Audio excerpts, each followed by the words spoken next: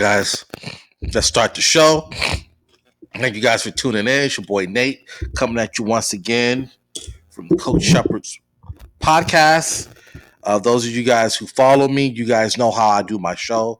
I do my show different than most podcasts.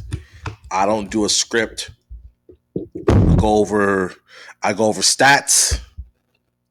I go over analysis and just my point of view of college and pro basketball. Now, before I go any further, I want to give a shout out. I have my first Patreon. He's my first Patreon. Dave Paredes. Dave Paredes is the homie. Dave, I hope I'm pronouncing your last name correctly. He is my first Patreon. He likes my content. He likes how I do my podcast. He likes my point of view on basketball. Hopefully, I can do an overall sports podcast. I know enough about football. I love boxing. I'm a boxing fan, along with basketball. Baseball, not too familiar with baseball. So, let's get off into the show. We're going to talk about college basketball. And I just want to touch on this really quick before I go any further. I noticed something with a lot of these players. The grass is not greener on the other side. The grass is not greener on the other side. Oh, also too, for my fans, and I probably do this with Dave, since he's been a big supporter of my platform, and he donated. He signed up for my Patreon. I'll probably bring him on the show. So fans of mine, I'll probably bring him on the show. Also too, I want to give a shout out to, they invited me on their show, The Ring Generals podcast, The Ring Generals. Shout out to Eric from The Ring Generals. Okay, so let's go over. I just want to focus on this slightly, that OKC is right behind Houston Rockets. And when Chris Paul got traded, I felt sorry for him. But look, they're right there behind. OKC is right behind Houston Rockets. Houston's number 4 and OKC is number 5. And OKC has a chance of passing the Houston Rockets. OKC has a chance of passing the Houston Rockets. Wow. And Toronto, Kawhi Leonard left Toronto. Toronto is a better team. They have a better record than the Clippers.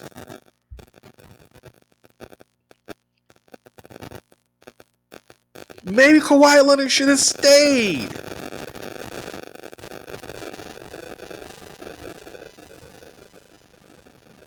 People are asking me about my opinion on the Clippers getting. They're asking my opinion on. They're asking my opinion over the Clippers getting Marcus Morris and Reggie Jackson. I like both of those players. I think those players are talented. However, Clippers need a center. They need a center. And they got a lot of guys playing the same positions. Montrezl Harrell, Kawhi Leonard, Marcus Morris. Who else? Paul George. They got a lot of guys in the same positions. I mean, just look at the roster. Look, 6'8", 6'7". They got Montrezl Harrell playing 6'7" as the center. Kawhi Leonard, 6'7".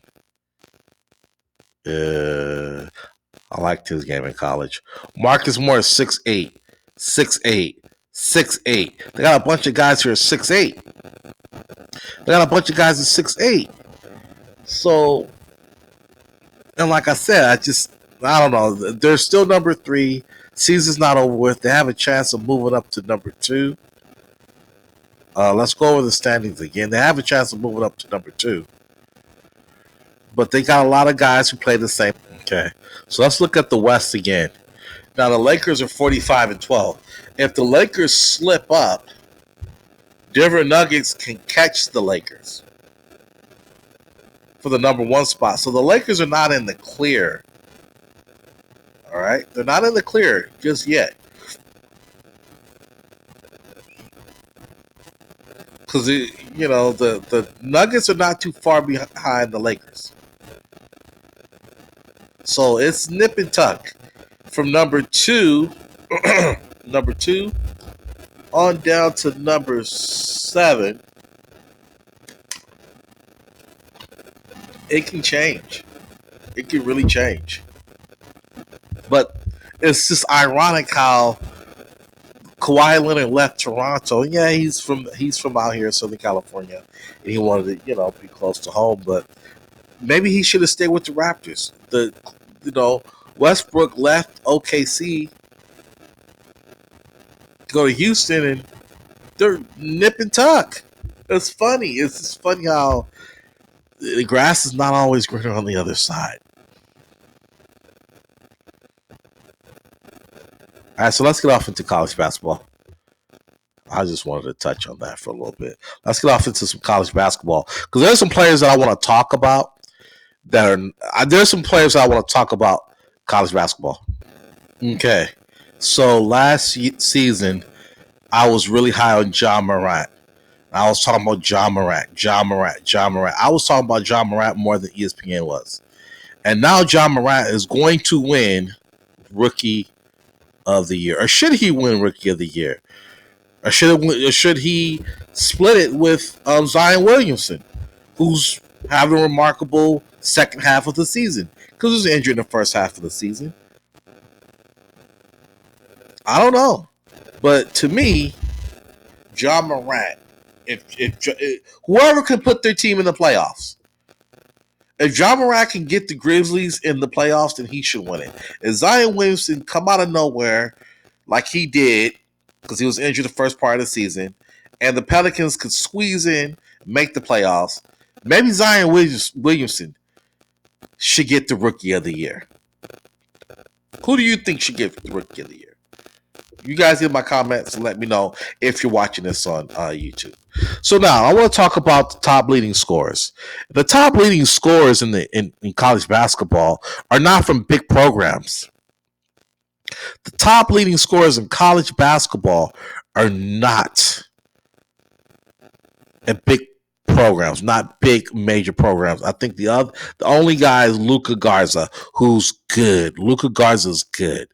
If you haven't seen this guy play from Iowa, he can shoot. He can shoot. Now, is he athletic enough to keep up in the NBA? I don't know. But this guy can shoot. 6'11". You see his stats right there. And he can shoot the 3. He can shoot the 3. So him, keep your eyes on him. Luka Garza. I like him. Let's go back and let's look at this guy. I've seen this guy play. Marcus Howard. I was talking about Marcus Howard last season as well. He's back having another phenomenal season. Marcus Howard. Marcus Howard from Marquette. This guy can shoot. Now, I heard some guys, analysts knocking him on his size. He's 5'11". Who cares? This dude can flat out play. He can shoot the ball. He's good. Marcus Howard. Keep your eyes on him. And this is another guy I want to talk about. Keep your eyes on Marcus Howard. Sorry, guys. I'm going all over the place.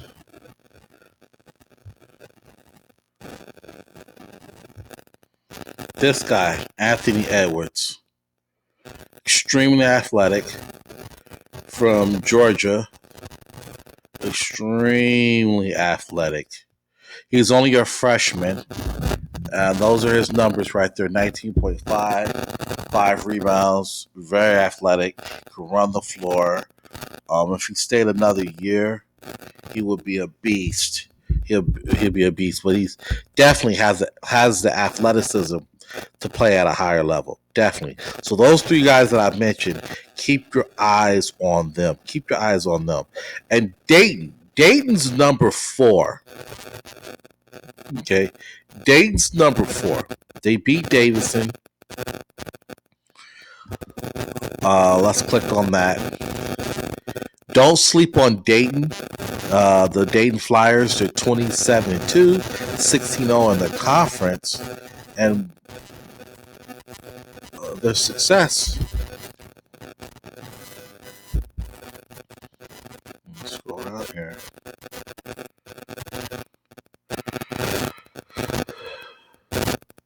Their success has a lot to do with this guy.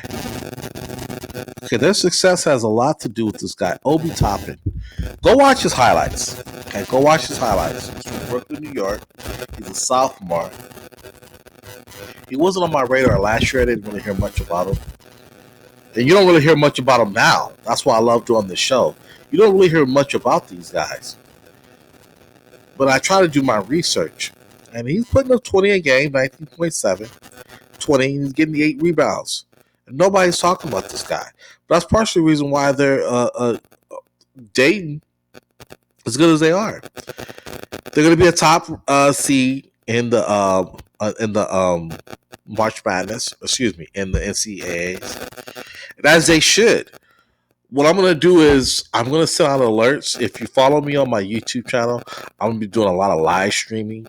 March Madness, a lot of live streaming during the playoffs. Going more into detail. I probably won't do a lot of these shows. My podcast, this style, will be on my Patreon page, the podcast. I'm doing this because a particular person sponsored the video, David Paredes. He sponsored it. He paid. I'll probably bring him on the show, talk about basketball, and probably just talk about sports in general. Have some fun with this. So thank you guys for tuning in. Thank you guys for watching my show. It's your boy Nate from Basketball. I'm out.